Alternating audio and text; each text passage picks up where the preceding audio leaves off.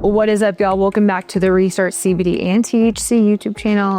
My name is Sydney. I'm one of the co-founders of the business, and today we are answering some of the most frequently asked questions that I've gathered through our customers in store, online, in the ether. They might be a little bit basic. Maybe you know the answers to the questions already. I know. But for those who do not, I hope this is a very informative and educational video. And if you have any more, feel free to leave them in the comments after this video is done. So to kick things off, number one, most asked questions amongst pretty much all of our customers, anyone new to cannabis, is what the heck is the difference between hemp and marijuana? There are some distinct differences here. I would say the biggest one is that hemp is federally legal according to the 2018 Farm Bill that made hemp federally legal. So what is classified as hemp? How do you really tell the difference between hemp and marijuana? Physically, looking at the two, it's hard to tell unless you have a really keen eye. It's really the chemical structure of these plants that's what makes them vastly different. So hemp is considered less than 0.3% of delta-9 THC, while anything over that percentage is considered marijuana. So what makes hemp and marijuana different as far as feeling wise is because hemp has such a low percentage of delta-9 THC and a much higher percentage of CBD, hemp is more, I would say, just chill vibes. You're not going to really feel any psychoactive effects. For something like marijuana, it has usually higher percentages of THC, ranging anywhere, I would say, on the market if you go to a dispensary in a legal state, from 10% all the way up to about 30%, maybe even above, maybe a little bit below. But because of that higher percentage of delta-9 THC, marijuana tends to produce a much more psychoactive effect. So number two FAQ is, does hemp make you feel high? The quick answer is no. I feel like we kind of answered that in question number one. But again, because hemp has less than 0.3%, it's such a minuscule amount. Think of if you've ever taken like a full spectrum edible or an oil. That's essentially what hemp flower does. When you smoke it, you do feel relaxed. You can have a lot of great, I guess, side effects, if you want to call them that, effects in general. But because the THC percentage is not there, you are not going to feel high from hemp flower. Now, the caveat to that is everyone is very different. So your body might feel the effects a little bit more intensely than others. So still, because it's flower, because it may be new to you, always take it slow. So question number three is, what is CBD and how is it different from THC? Besides just being three different letters stuck together in what we all talk about, CBD, cannabidiol, is non-psychoactive. It's a cannabinoid found in cannabis, both hemp and marijuana, and CBD offers a huge wide range of wellness benefits. I'm just gonna pet my dog while I do this video. I hope you guys are okay with that.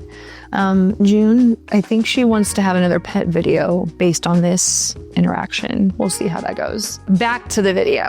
THC is tetrahydrocannabinol.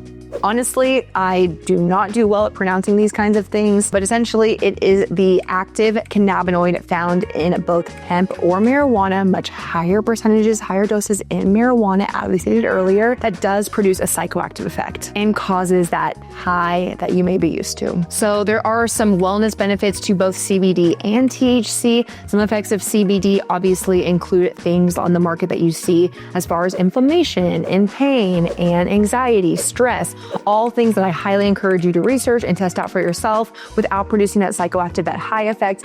On the flip side, THC actually has a lot of medicinal effects as well. Those include pain, relaxation, sleep. There is a multitude of things that I encourage you to go, again, do your research on. But caveat to that is obviously THC produces a high. So you can go into things like microdosing, macrodosing, and really find your dose if you're okay with that kind of effect as well. Okay, we're gonna go into our last three questions. This is more in the health, safety, and use category of our frequently asked questions. And number four is, what are the benefits of CBD?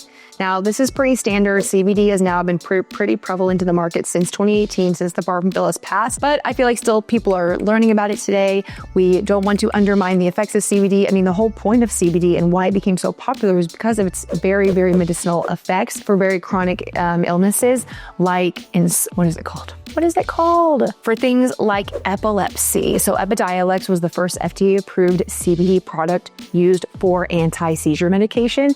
And I feel like that's really what skyrocketed CBD on the market as for this medicinal use beyond just being another wellness hack for a lot of folks. So like I said earlier, people use CBD for a lot of different things, including anxiety, inflammation, pain relief, sleep, and even stress. However, I always like to say there's a lot of anecdotal evidence. We don't have a ton of evidence and research on the market.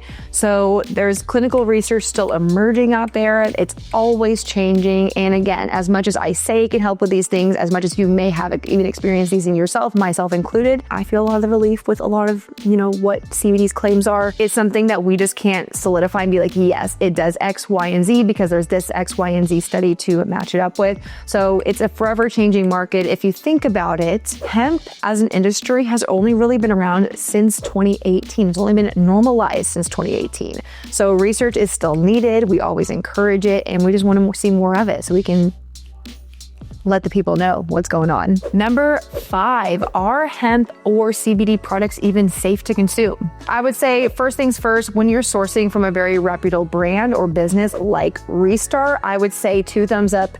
Yes. And I'm not just saying that because obviously I represent the brand and I built it, but because there is so much on the market that it can be very hard to distinguish what is a good brand, what is good quality, and am I actually going to feel the effects that I want without negative side effects. There is, though, in our industry, because it is so new, there is a lack of regulation, unfortunately, which we at Restart are always trying to have the conversation. We're part of the Texas Hemp Coalition here in Texas, in Austin.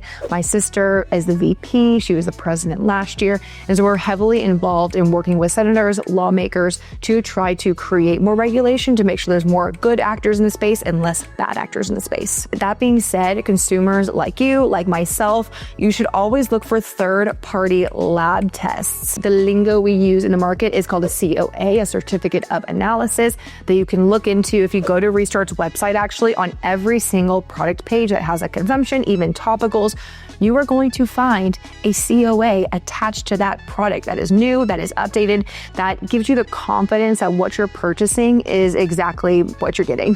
And finally, number 6, honestly, probably one of our most asked questions is, will I fail a drug test if I'm using CBD? The short answer is possibly. Okay, so it matters about what the kind of CBD that you're consuming. So if it's full spectrum, like in the beginning, if you recall, it has less than 0.3 of delta-9 THC. Not enough to make you feel high, but could be enough to pop dirty on a drug test. So you want to be really cautious with the kind of hemp that you're using, whether it's full spectrum. Also, if you're more cautious, you want to look for something, either a pure CBD product, maybe a broad spectrum. But I will say the broad spectrum, if it contains a cannabinoid called CBN essentially is what happens to THC after time has taken place. So if you ever have left flower out for a long period of time, you look back, you're like, I wonder if this will still work. And it's kind of weak. It's because over time, that THC has converted to CBN. So because of that, how it works in your body is CBN can actually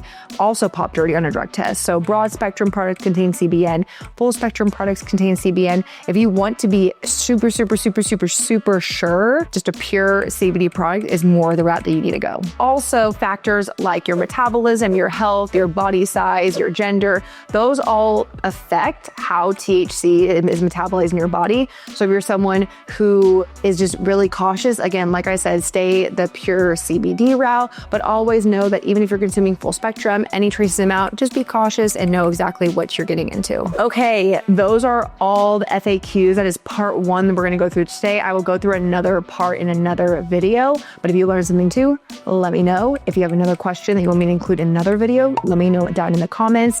And as always, feel free to share it with your friends, your family, anyone who's learning and wanting to learn more about the cannabis space, the cannabis market. I hope you enjoyed this video. Thank you for watching. Thank you for subscribing. Make sure to comment, like, and I'll see you in the next video. Bye.